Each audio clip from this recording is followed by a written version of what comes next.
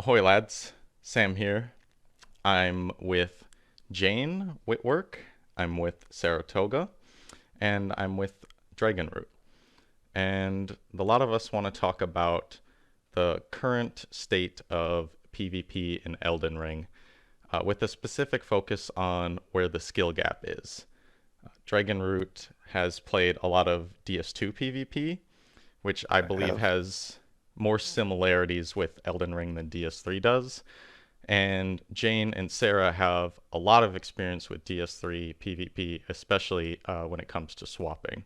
So I'm hoping everybody together here can bring a complete picture or a mostly complete picture of where exactly that skill gap is in the state of PvP in Elden Ring. So, Dragonroot, you said you had some points to share, but let's first talk about some of the things that we are enjoying with Elden Ring more than we did with previous Souls games. What do I like about this Elden Ring? Well, it is hands down probably one of the best PvE Souls games out there. I mean, you really don't get anything better than the open world. And the fact that the open world is filled with so much detail and there's just so many things to do, it's very, very dense per se. I do very much enjoy the game for what it is at the moment, but for the PvP, there's a lot of things that are to be desired per se. What is something with the PvE that you are, or PvP, excuse me, that you're enjoying more than, say, DS2 or DS3 PvP? Uh, for me, I would say maybe the variety. I mean, there's 100 plus bosses in the game. There's so many different areas. Like for instance, I probably spent about like 50 plus hours just exploring Limgrave when yeah, like about like 50 plus hours in that area alone. But And I yeah, mean with the PvP specifically, like away from oh, the I'm PvE. sorry. I No thought we were worries. talking about PvE. PvP, what do I enjoy about that? Um, Shoot, an Elden Ring PvP. I'm Yeah, sorry. it's hard to come up with them. It is. It's sad that it is. I would say the weapon variety is a plus. I mean, I would like for certain weapons to be better, but I do like the fact that there's different weapons and, is very limited. I like that. A But, short thing I can appreciate too, yeah, is the weapon variety. I'm not sure how balanced one can make the Ash of War system, but the variety feels really good. yeah, I like the build variety in the game. It's definitely there, but what's holding it back, in my opinion, so severely is just few weapons. Yeah, Uh, there's ev- many things. I do wanna give Jane and Sarah an opportunity to say maybe the things that they yeah, are enjoying more about Elden Ring. yeah, my bad. Okay.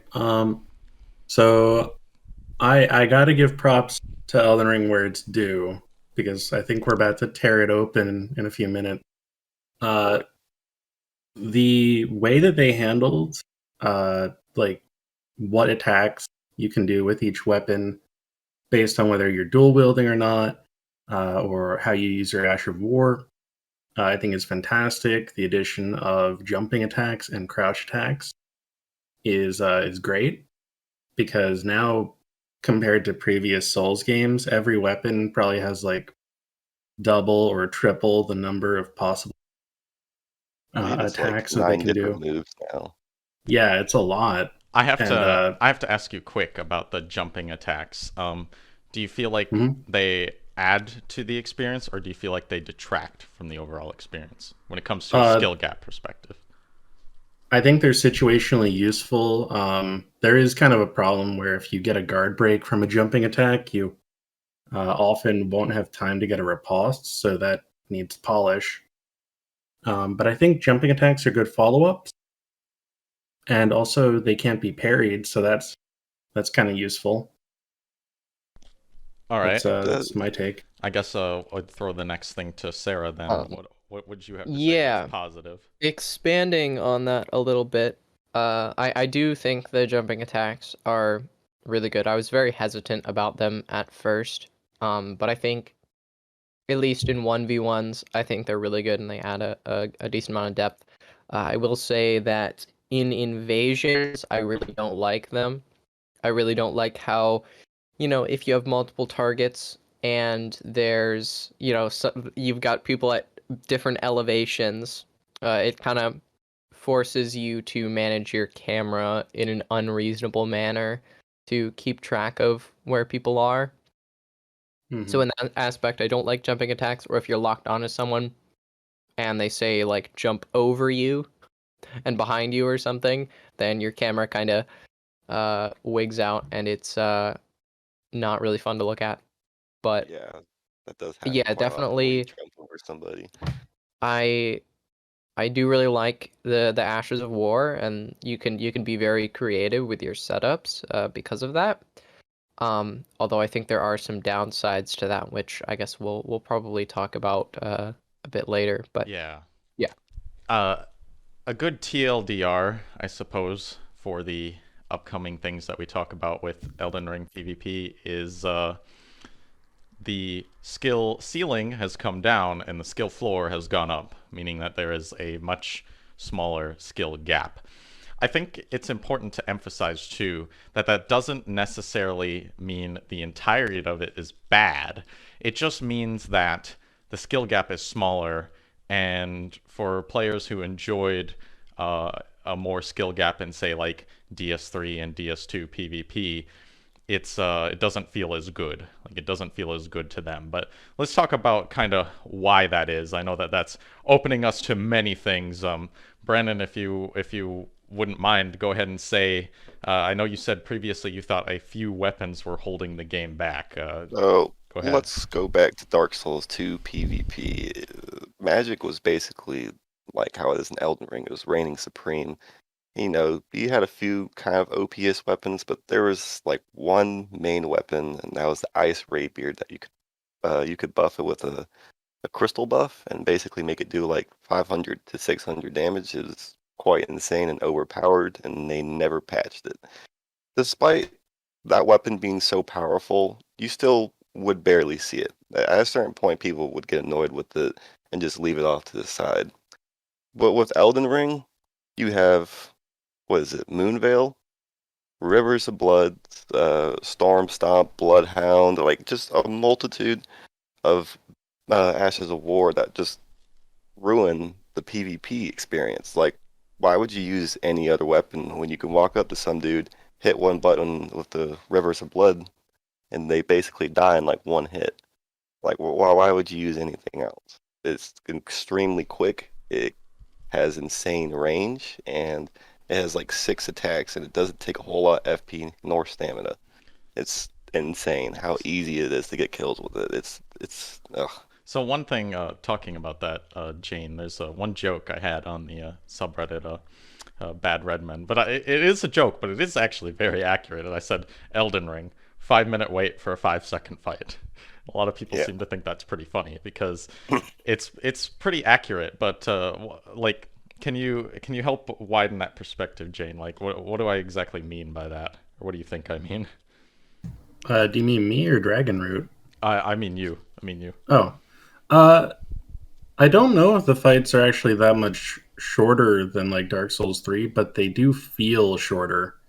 They feel kind of anticlimactic when you like everything is close to a one shot. Yes. I think more accurately what I would be conveying, what is a more accurate statement, is that in Elden Ring we've lost the back and forth. It's not like, oh, I got hit and I'm kind of low now and I can heal up and I'll come back at them and get them low and whatever. It's just you die. You just die. Whoever is gonna Worst die just dies. the worst thing for me is when you fight people who aren't bullshitting, like completely shitting on you.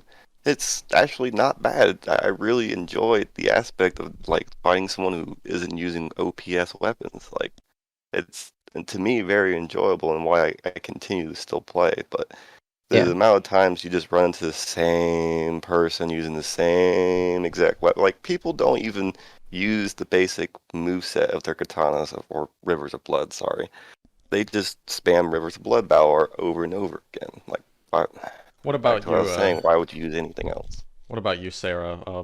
You can talk about that or something else. Whatever you Yeah, want. so kind of going off of what you said, Sam, I think the uh kind of going with like fighting game terms here. I think the disadvantage state in this game is really bad. Like when you're in an unfavorable position, you're in a very unfavorable position. It can be really hard to get out of that. Even with things like passive poise existing, everything just does so much damage that if you're in a bad position, if you're cornered, if you're like you have you have no time to react to what's happening. Like you die so quickly. Yeah. And this also kind of ties into like what you need to be using. Like Bloodhound Step, for example, I think Yes, it's a requirement. is it for invasions, it is a requirement. You have to have it. And it's hard not to just think, I feel like I have to have this on every weapon because you can't hard swap to it and hit stun. So it's like, well, if you start getting blendered, then you're just gonna die too quickly. You don't have another chance to get out of it. So it almost feels necessary. And I think in a 3v1 situation, Bloodhound Step is perfectly justified, and I don't think it's broken at all. But I think the um I quickly want to say Bloodhound. one thing that you were Sorry. talking about. So like when you used to get stun locked in like DS3, you had the option to get in there and swap to something else or try to get out of it. Maybe you swap to quick step or whatever it is that you do. You had that option, and you're saying that you don't have that option in Elden Ring.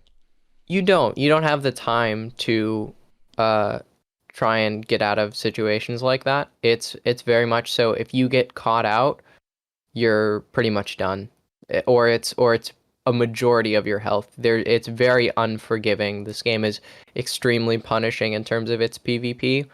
Um and kind of what I was saying with Bloodhound Step, uh I think in a 3v1, right? I don't think it's problematic at all. I feel like you kind of need that to have any survivability. But in pretty much any other situation, I don't think it's balanced at all because, it's faster than running speed. It's completely unpunishable. There's nothing you can do about it. If someone's low on health and they Bloodhound Step away, uh they just get a free disengage and there's nothing you can do about it, and I don't think that's very fun. I want to Yeah, say one thing just to everybody. How helpful do you think it is in a PvP situation, let's say having a build at meta to go from 40 vigor to 60 vigor? Do you feel like that's making a big difference or not? It is Requirement. making a massive requirement. massive They will- difference. It's a matter of do you want to get 2 to 1 shotted or 3 to 2 shotted. And Yeah, that's and how that it is goes. that is a pretty big difference. But on the other hand, it also isn't, because a lot of situations where you're going to die, you're kind of like, as Sarah said, the disadvantage state is so bad that you're kind of fucked a lot of the time as well. I have personally made a build specifically designed to counter everything that's wrong with the game. Status effects, magic.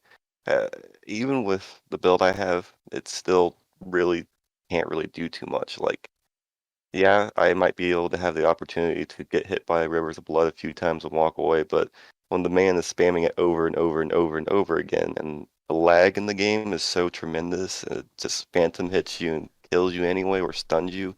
And that's another thing I don't understand why Bleed and Madness need stuns, especially the Madness stun, which is basically a one-hit kill at this point. Like, if you get stunned by it, you're dead.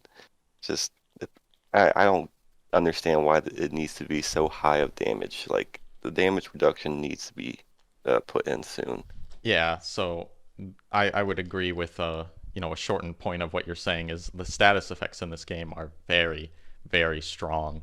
What do you folks think is the worst of the bunch? Like, what is the strongest? What is holding the Bleed. PvP back? Bleed? I actually don't think so. I don't think bleed is that bad because you can roll the damage. Um, I would personally say Madness and Frost are actually worse. Frost because it applies a debuff and there's nothing you can do about it because it procs through a roll, right? Yeah. It won't do Does the the damage damage? because Oh, you're in okay. iframes, but it will still apply the debuff. And the same thing with Madness. Um, so Madness I think drains those all are your actually the FP. worst. Yeah. The Madness drains all your FP and leaves you there for like a good 5 to 6 seconds, it feels like. It's just like, why? And if you're fighting a gank and somebody is using Madness against you, you might as well just leave because as soon as they stun you, you're dead. Like, 1v3s in Elden Ring don't exist. Most of the time, whenever I invade and there's a 1v3, I had to just sit there and play super passively. And Sam, if you know how I play, that's something I don't do. I'm not happy with what I have to do in order to make wins in this game. It's just not very satisfying sometimes. And when you get killed by somebody using rivers of blood and they just sit there and So teabag you, it's just I mean, not great. that's all one thing, but I think one thing, Jane, I think I might have heard you say this before, or I might be misremembering, but I feel like the PvP feels very unrewarding or unfulfilling. That's a better word.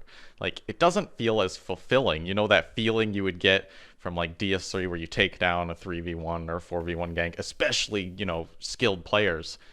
I'm not feeling it in Elden Ring. I know that maybe, I haven't played against those players yet, but just the way the fights go, they're over so fast.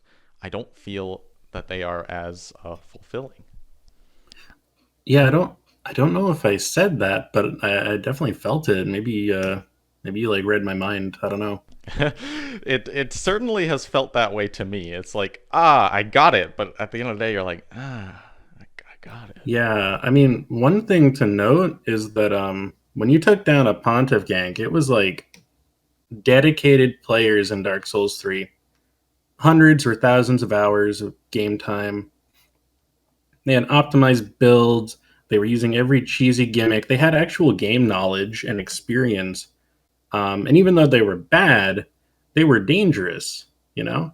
So taking them down, one, it required patience and skill and pretty much always teamwork, which was all very rewarding to gather. And in Elden Ring, first off, there aren't even ganks like that.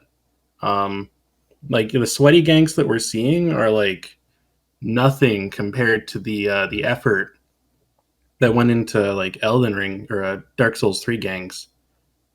But they're getting way more out of the small amount of information they have about this game, and they're able to make the fight basically impossible to win. Yes, the skill gap is far smaller. So, despite that they're not as skillful of players, they can eke out a win very easily, as you're saying. Yeah, and if you manage to win a fight like that, then it probably wasn't a fight like that. You probably caught the host alone, and you killed him with your one shot instead of one of them killing you with their one shot. So it wasn't really a 1v3 most of the time that you win, you know? I'm gonna make one final point before I think we move on to something else, which is in DS3 and in DS2 even, you had to put a lot of dedication into a build to make it do very high damage. For most builds, anyway. There were a couple exceptions, but you had to put a lot into it. To get a one-shot build at like meta level in DS3, almost such a thing didn't exist. But you could get very high damage, but you had to really dedicate and lose things for it. In Elden Ring, it is not that way. You can have very minimal dedication to something, but they just deal so much damage that it doesn't really matter. Prime example are Vike's War Spears. Please. Just base requirements. You can do insane amounts of damage. You don't need a dedicated build to use No, those and scaling isn't melt as people. important because the damage is so high. The next thing I want to talk about is I want to ask you, Sarah, how is the swapping game? I asked Jane a little bit about this before you came in, but how is the swapping? Well, I think uh it's still developing. Um, but I'd say it's definitely a hard downgrade from DS3. Uh, Not only in terms of the menu sounds being unbearable, but Also, just, not being able to swap and hit stun is kind of a downside. And we don't really know in terms of like glitches, like what kind of swaps are available there. I mean, there's been a few discovered, but we're not sure what's going to get patched and how all that develops. But in general, swapping is a lot more punished because being in your menu is kind of a death sentence in this game because you can get one shot from very long distances where you'd think you're safe to menu, you're not. So I think in terms of swapping, you have to be much more calculated about it. It's much riskier. Um, yeah, it's very different than in DS3. I do think the one uh big upside to hard swapping is because you can have multiple of the same weapon with different Ash of War. That's a good utility because you can kind of have essentially infinite mix-ups because, you can just swap to the same weapon with a different Ash of War and people won't expect that. But outside of that, I don't think there's really anything in this game that uh, gives swapping an advantage over DS3 or any other Souls game. Okay. There really is zero advantage to it. I do hear what you're saying. I know that Jane was saying something similar before. Do you have anything to add to that, Jane? Yeah, we were talking about this before the recording started, but basically, I think that swapping in neutral will still be useful in this game. And what that means is you're at a safe distance, and like Sarah was saying, that means you need to be pretty far away. There, you need to be sure your opponent isn't about to hit you, and you can change your setup for a different Ash of War or weapon setup.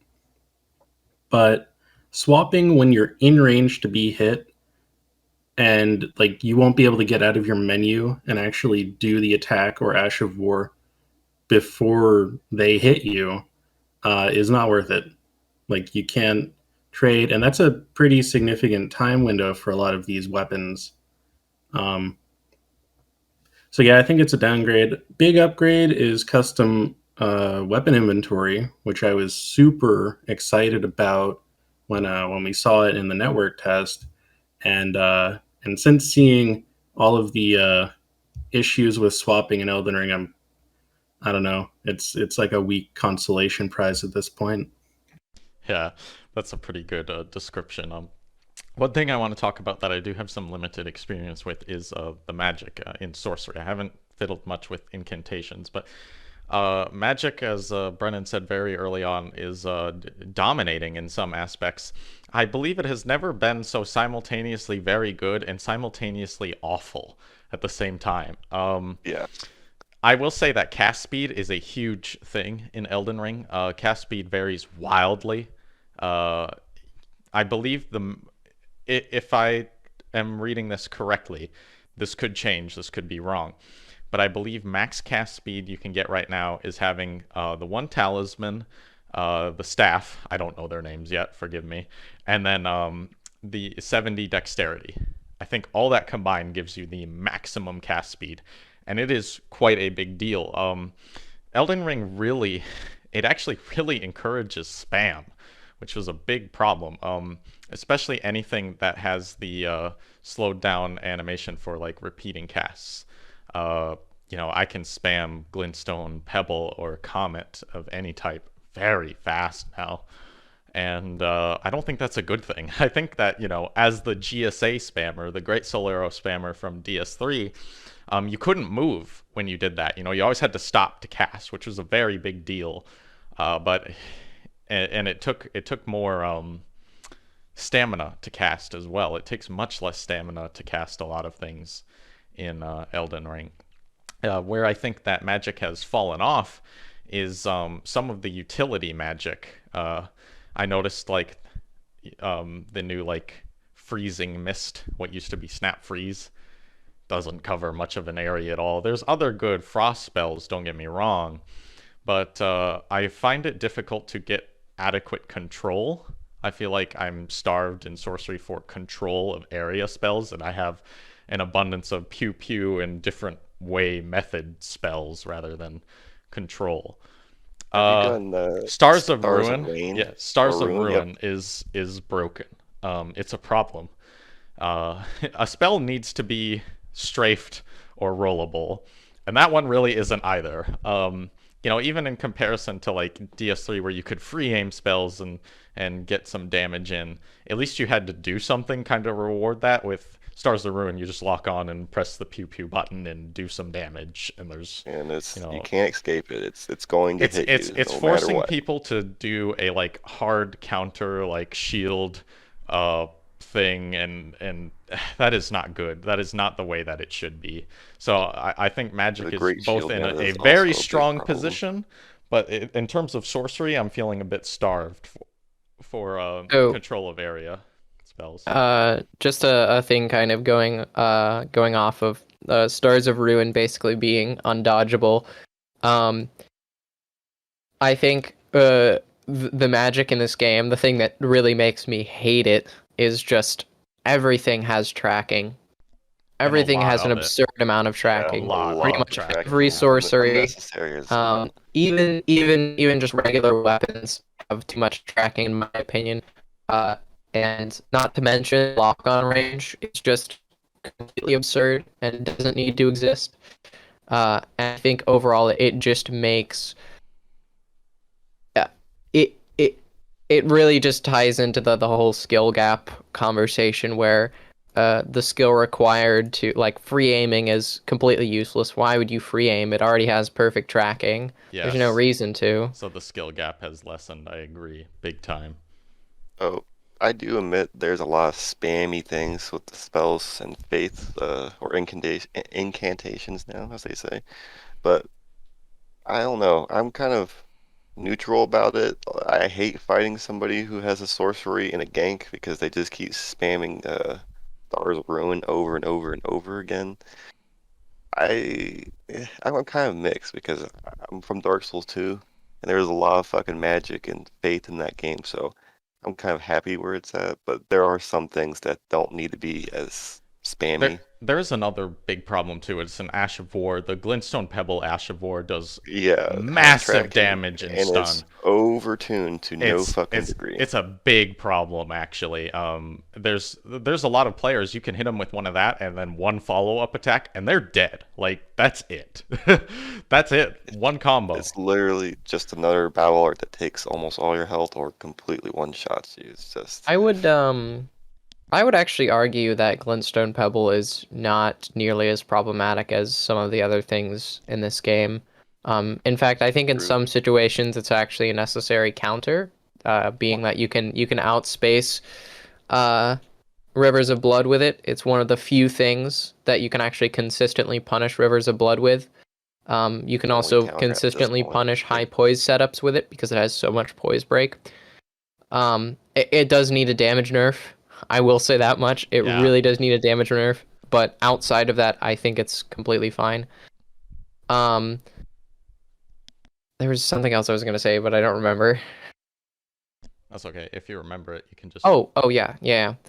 I also really don't like that a lot of Ashes of War are just spells, but you can use them on weapons. I think it really takes away from the uniqueness of a mage build, even though I never played them myself. I was, kind of theory crafting a mage build, and I was like, okay, so this is just like that one Ash of War, but it uses more FP and does less damage. Cool. Precisely. Yeah, well, and the thing is, doesn't the damage from those Ash of War that are like spells scale from the weapon? They Not- scale entirely from the weapon. Yeah, So so- you can put Glintstone Pebble on a heavy curved greatsword and do the same amounts of damage, even if you have no magic investment, Yeah, because I don't it'll think scale that's with the right. weapon. I think that is that, as you said, it really hurts the investment. Yeah. Yeah, and going from that point, I think one thing that people are not talking about as much is people are talking about build variety in a positive light, but I'd actually argue that there's less build variety in this game than there was in DS3.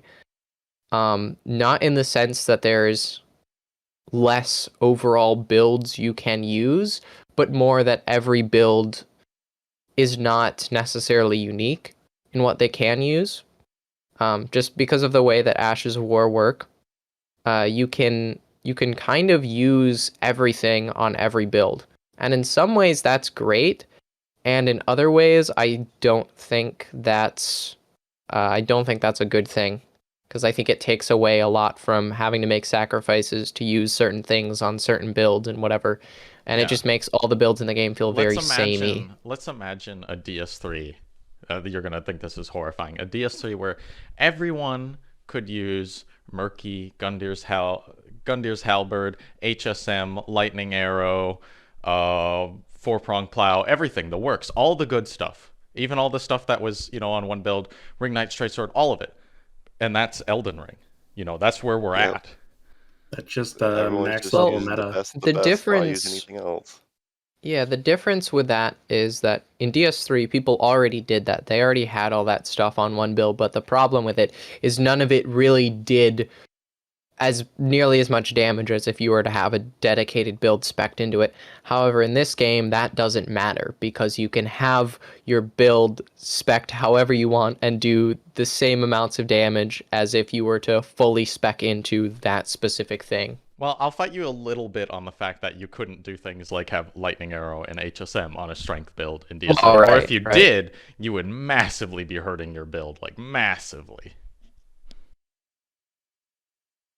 But you don't even need to have the staff or the talisman or whatever, because it just goes on the weapon as a weapon art. That I see in theory where they would have thought, this is fun, and it allows more build variety. But as you said, maybe at the end of the day, it actually makes the builds more samey. Well, the builds right now are extremely samey. It just, that's like I said, why use anything else? Well, why would you use a normal Faith build when you can just use a Frost build to do so much more damage? I noticed that nobody is using meme builds or just like running around with builds that just are jokes. I feel like the Everyone's meme just builds kind also of, kill in 2 or 3 hits as well, to be perfectly honest with you. I haven't into too many meme builds, but I just, we shouldn't have a PvP where it's based around 1 to 2, 3 hits. It's just, most of these weapons feel like giant crutches for people who really shouldn't be getting these kills. And it's just so disappointing when you're thinking in the back of your head while fighting these absolute noobs. Like, I know if this was like Dark Souls 3 or Dark Souls 2, they wouldn't even stand a chance.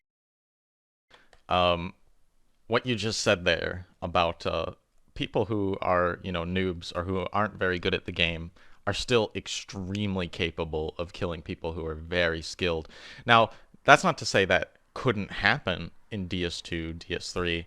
It certainly could, but it was unlikely. You had to get quite lucky. But in Elden Ring, it's not really the case. There's some things in Elden Ring that I'm going to say reinforce a rather unskillful playstyle, right? So we've got one thing we haven't mentioned at all that I know several of us talked about before is how backstabs have been gutted, and that is a real thing in Elden Ring. There were many Yeah. things in DS3 and DS2 that when you did something that would leave you open, if you misspaced, especially with like a great sword or a mistimed input that left you a little bit open, you could get backstabbed for it, or parry spam. You could get backstabbed for that. But in Elden Ring, it's not really a worry. It's just not worth it going for backstabs most of the time because of the changes that have been made. Talking about all the changes that have been made is a whole nother thing in and of itself. But in short, the changes that have been made makes it very difficult and not worth going for backstabs, especially when other things like Ashes of War already deal so much damage. Yeah, I I would. think backstabs are a very prime example of how the skill gap has changed, because a lot of the things that took many hours of practice to pull off in DS3 just simply aren't possible and aren't worth going for in this game. There's just other options that are better, that require much less effort. Yeah. How do you feel, Jane? How do you feel about that? It took me a long time to get into backstabs in Dark Souls 3. It was something that I only really picked up after doing swaps a lot. And then I started finally understanding like how to pivot, how to move really precisely, that try hard wiggly movement where you're manipulating your opponents, where they're even looking just to kind of get them to swing the wrong way and then you backstab them. And I found myself trying to do that in Elden Ring and just getting destroyed. And I think that's a big part of the frustration a lot of people are feeling in Elden Ring right now is they've been trained to try and like play at this level of awareness and an analysis in the fight, and then they get deleted by long range, high damage attacks with perfect tracking. Yeah. And I they would have been much better off just doing what the random noob is doing. Right. Elden Ring doesn't reinforce that play style. That's kind of what I was saying before. It reinforces this kind of, it sounds really rude, but honestly kind of a dumb play style, right? So let's talk about how many attacks are strafable versus not. I actually don't have a great take on this, but I'm hoping that you guys can provide some insight. I would say a good majority of attacks and sorceries can be strafed, but the other half you have to dodge out of the way, or you need Bloodhound Step. Like Yeah, especially with Stars of Ruin, I'm you thinking need more Bloodhound weapon Step. attacks. How many are strafable? Oh, Like that you could run past somebody while they're So attacking. I actually when I first started trying to do PvP, I was like, all right, I'm just gonna fish and play like I would in DS3 and just like see how poorly this works out. And pretty much every attack where I was like, where my DS3 brain was going, oh, I can strafe that and get a backstab, I was not able to. Two-handed greatsword R1s are not strafable anymore. Halberd R1s are not strafable. Uh, a lot of things that the word strafable just aren't. Or if they are strafable, uh, you have to be very close range and have to queue the running attack up, or not the running attack, but the run around, or you have to be on very low latency. yeah, that's even if the backstab will hit, because sometimes even if you do line it up, it just won't Oh go yeah, through. that's as we were Busted. saying before. Yeah. What about you, Jane? How do you feel about what attacks are strafable versus what are not? I've been told by some very experienced players that there are a lot of animations that are backstabbable, but I also still don't see that many backstabs happening at all in PvP. A lot of the time when it happens, it's an animation with like a massive recovery, like, and that's what you need to get a backstab. You need them to not only be standing in the same location, but be unable to rotate. Um, and there's just not that many like normal attacks that have that long of a recovery.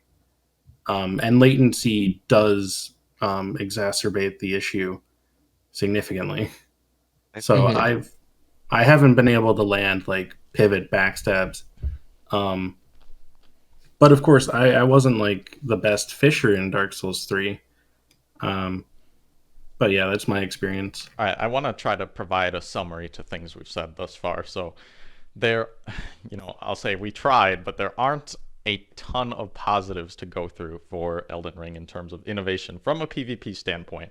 In terms of PvE, we said it's great. I think we're all very happy. The game is fun to play in PvE. It has its own problems, but generally it's a great game. But for PvP, it's hard to come up with things that are very positive. Even build variety, we're kind of questioning as a lot of builds come out very samey. We talked about that there are weapons that have very, very powerful Ashes of War. Many of the Ashes of War are very powerful. Um, that the gameplay doesn't feel as back and forth. It feels rather unfulfilling when you do get a victory. And we talked about some of the magic being either way too useful, easily spammed, and encourages spamming with the way consecutive casts work on several spells, as well as cast speed. And then there is a loss of utility, at least I think, in terms of sorcery. I think we've lost utility there. And then we talked about swaps, how swapping in neutral is still viable, but swapping up close, not really. You can't swap while you're stunned. And the fact that you die so quickly makes being in your menu extremely dangerous. Brennan, are there any Yes. points that on your list that we have not addressed? Lag. The lag. Oh, The latency my and servers God. have been, and lag, I should say, on the servers have been quite bad. I think that that's something that will improve versus a lot of these other things. It's kind of It- questionable, but It makes Dark Souls 1 blush on how bad it is. It is stunning. a When lot I of first started doing invasions end in DC. I think that that's an important thing to say. Not because the players are leaving, but because they're actually disconnecting from the servers. Yeah, a lot of the times when you fight, even in invasions, most of the time I'm just disconnecting. I can't even keep a solid connection with people.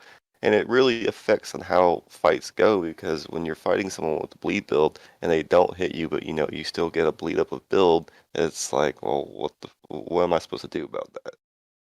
Like, So yeah. this is actually a problem that has much less to do with the servers being bad and more to do with FromSoft's poor implementation of easy anti-cheat. Because on console, the level of disconnects are not nearly as prevalent, and I don't know about like connection issues like lagging and whatnot, but I know that the disconnects are not nearly as big of a problem on console. So as far as I know, on PC, the problem lies more with FromSoft not knowing how to implement easy anti-cheat into their game, and it really messing with people's connections. Yeah, Just I think that that might be a little bit speculative. I've heard things, but it's really hard to know where the blame is to lie. I think I easy feel like it's anti-cheat the is a open likely world. culprit, but I do still want to label that, I think, as speculative. Yeah, I personally feel like it's the open world and how it's designed and how they've had to optimize the game for the open world play. I think that might have something to do with it. It- I did want to ask Jane and Sarah, what percentage of your invasions do you think end in a DC? Um, it increases in likelihood the more people that are in the world. Like if there are 4 people, the chances skyrocket. Oh yeah, I think it really depends on the area in which I'm invading and how many people are in the lobby. Yeah, when there's 4 people, the chances of either a phantom getting DC'd or me getting DC'd from the host go up by quite a bit. But if I'm just in like a 2v1, I actually don't find disconnects that common. Okay, the next thing I think I want to move us on to talking about does deal less with the skill gap, and it deals more with players getting involved. So I feel like there are several things that are different in Elden Ring that are going to hurt the amount of participation in PvP in the long run. Um, Before the game came out, we heard that solo hosts would no longer be invaded, and people were split on that.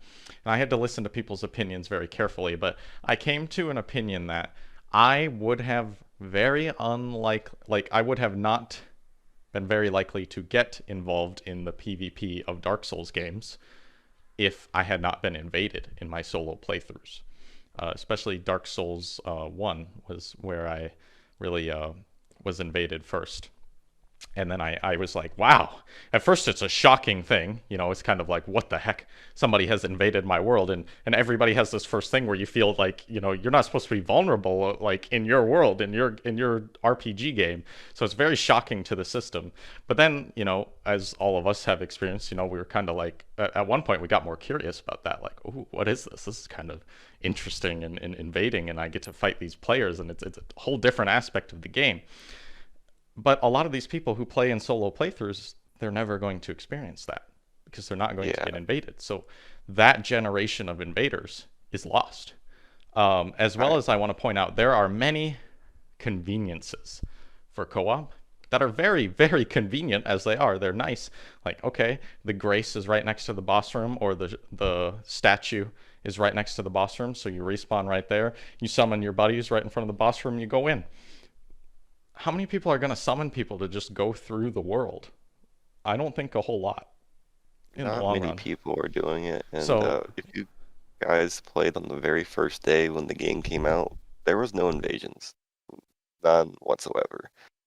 It's kind of sad to see because even when you played something new like Dark Souls 3, the very first day, people were invading like crazy. But yeah, the opportunity to invade is much lower, and that decreases the opportunity for people to be exposed to invasions and exposed to the PvP as a whole.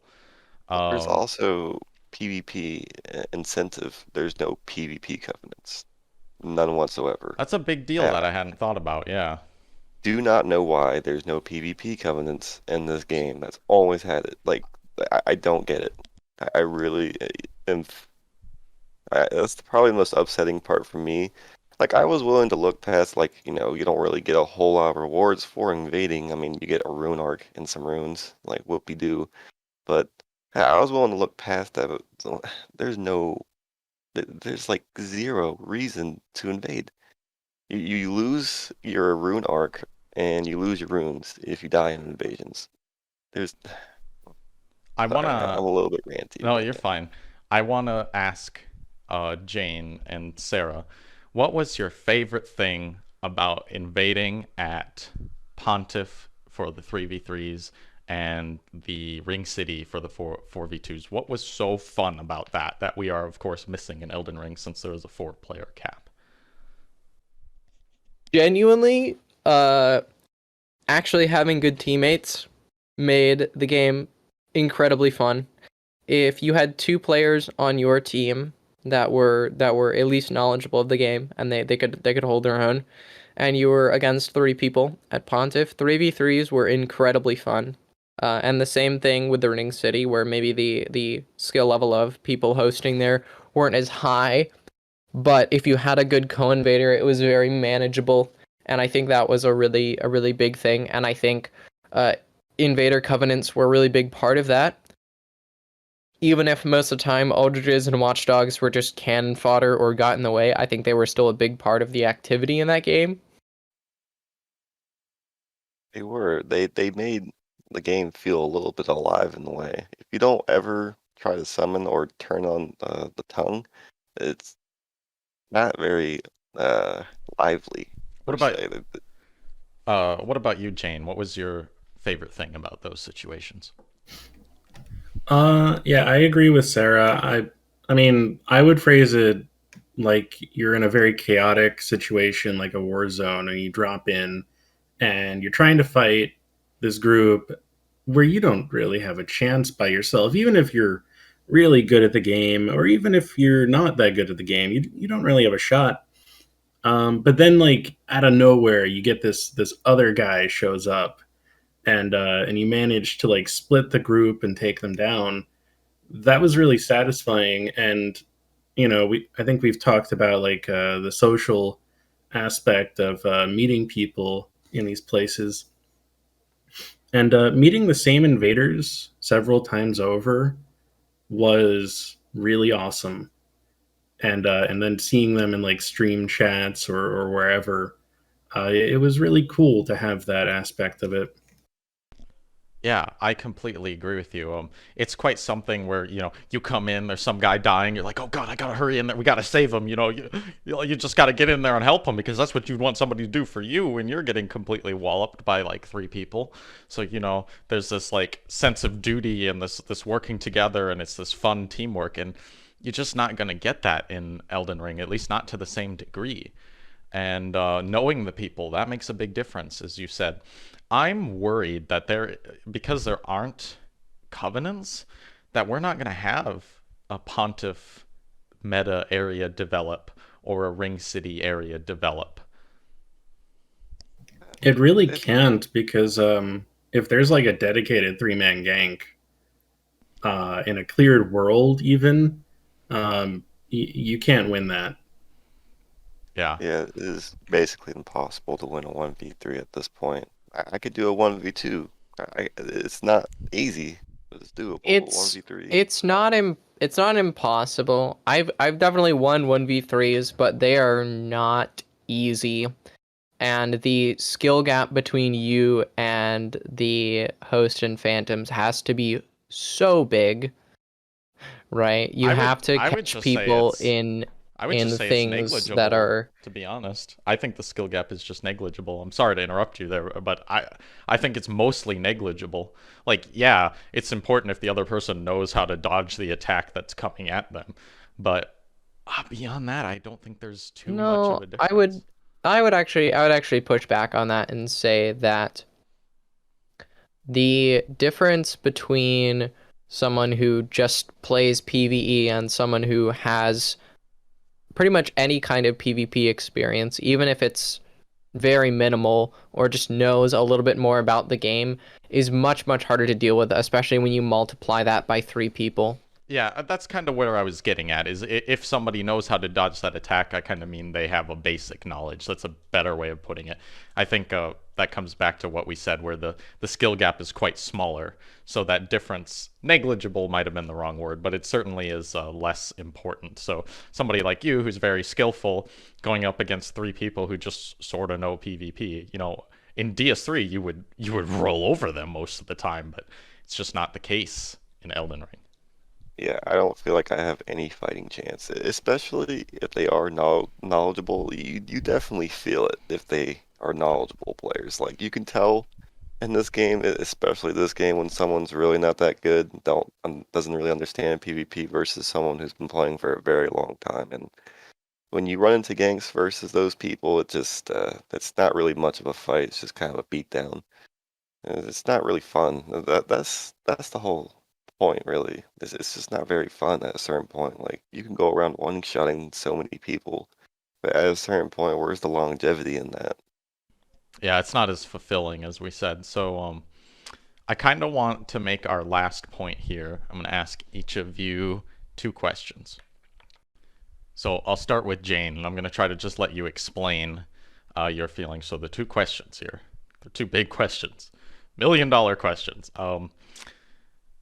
Do you think, not if the PvP is salvageable in Elden Ring to a more skillful position, but do you think FromSoft will take steps necessary to make it more of a skill gap, or make there be more of a skill gap? And the second question is, do you think in order to have more skillful PvP that we'd have to go back to Dark Souls 3? I think that FromSoft will definitely implement patches for PvP balance as well as PvE. I think they will probably tune down a lot of the damage. Um, I think that's just like very likely, especially if they're going to put out a DLC, and especially if they're paying attention to the community. And if damage is tuned down, then that will widen the skill gap, just because if you create more exchanges between two players, then those mistakes start to show a lot more. The worst player will end up at a bigger health deficit over time. So I do think it'll improve.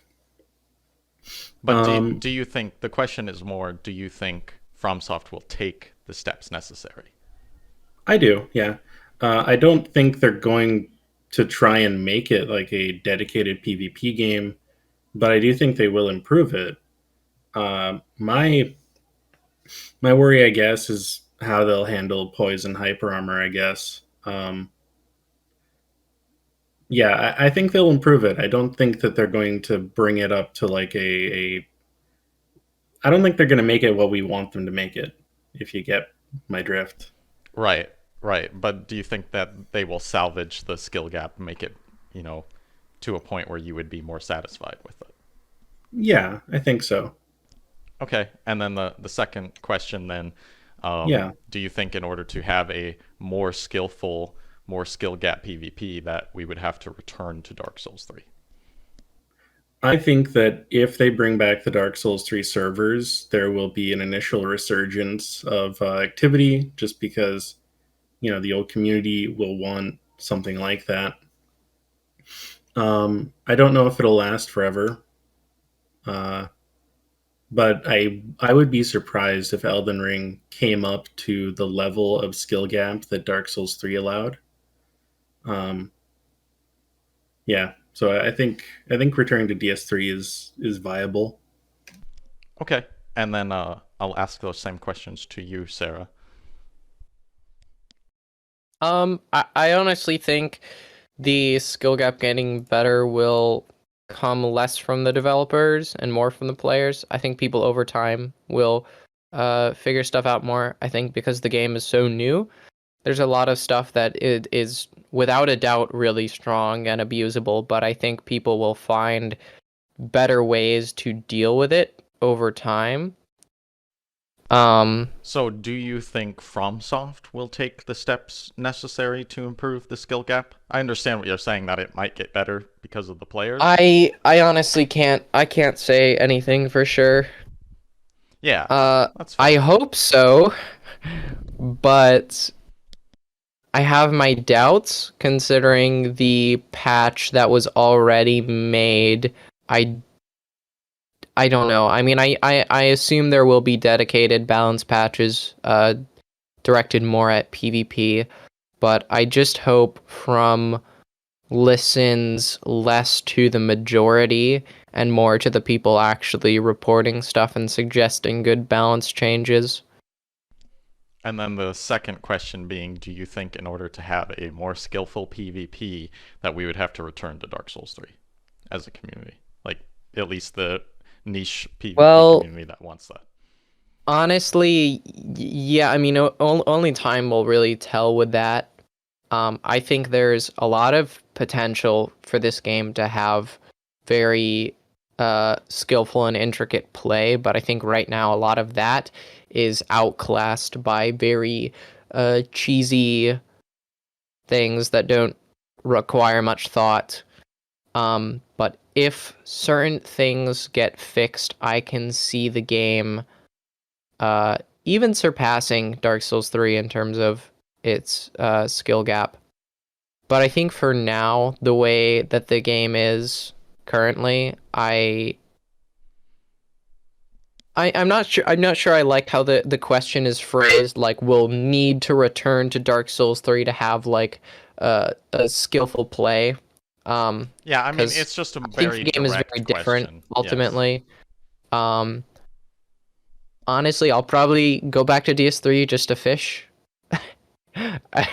That's probably what I'll end up doing. I don't know that I'll stick with it, but uh yeah, I think the games are very different and should be treated differently, and I think some people will definitely prefer Dark Souls 3 over Elden Ring. Okay, and then I'm going to give those to Brennan, and then I do have one last question that we can all kind of answer together. I'm not much of a Dark Souls 3 player, more, like I said before, Dark Souls 2 player, but in terms of the skill gap being salvaged, I do think there is something to be salvaged here. I still generally do enjoy playing it. Like I said, when I fight someone who isn't just like one-shotting me, it's actually enjoyable. I feel like there's actual skill involved, but as of right now, FromSoft have made an update that wasn't really what we wanted. I mean, I'm still kind of concerned considering they haven't nerfed Moonveil. They didn't nerf Rivers of Blood. they nerfed the right things, especially the shield machine gun that was going on for like a week or two. That was absolutely ridiculous. But I do think that FromSoft can salvage it, but my concern is how long is it going to take? Because we don't have a community manager for the US like we did in Dark Souls 3. I don't know if you guys know this, but the Dark Souls 3 had a community manager who was somebody based in US, and since FromSoft is a Japanese company, they I'm losing my train of thought here. I'm sorry, but basically, we don't have a community manager for this game to represent our voices, and I feel like some things might be lost, but I I do think FromSoft can actually make do. I'm really waiting to see this next update that they're going to release. If they don't nerf certain things, I don't know if I'll really continue to participate in the PvP because it's not looking good right now. All right. I think that those were all well said. I think I'm worried in terms of FromSoft's dedication to taking those necessary steps to increase the skill gap. I feel like what's required is at odds with the way that they have created the game. I'm not saying that it can't increase at all or that it's not going to be more fun or more balanced, but I feel like in order to take what's necessary, like decreasing the damage of a lot of Ashes of War, changing up the way spells and poise work, and then even something like backstabs, that would be nice to see that changed, but I don't think that those things are going to happen. I think we'd be lucky to get one of them. In terms of going back to DS3, I think that there's a lot of the community that would like to still play DS3 and enjoy the skill gap that is there. So I want to lead that into this last question. And this is on the assumption that we get DS3 servers restored. That is something that I'm concerned about and would like to talk about in another video. But on the assumption that those servers come back, along with the other Dark Souls servers as well, do we all think that Dark Souls 3 PvP and Elden Ring PvP could coexist and both exist with a strong player base that may gravitate between the two? Absolutely. I don't see why not. I mean, I might find that Dark Souls 3 might have more players than Elden Ring, but I don't see Elden Ring dying off. Yeah, I think what might be possible if we manage to pull the DS3 community back together, if there are enough people with the same crippling addiction to that game like us, then we could almost use Elden Ring as like a recruiting mechanism. Yeah, I think that's a very good point.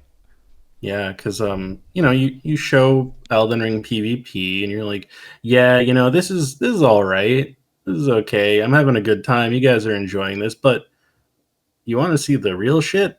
Yeah, it's kind of like the secret back door at the club. Like, you want to come back here? You want to play casual or you want to play ranked? Yeah. Yeah, like I think there's definitely been a big increase in the amount of people interested in PvP just because of like Elden Ring has reached such a wide audience, right? That there's naturally just going to be more people.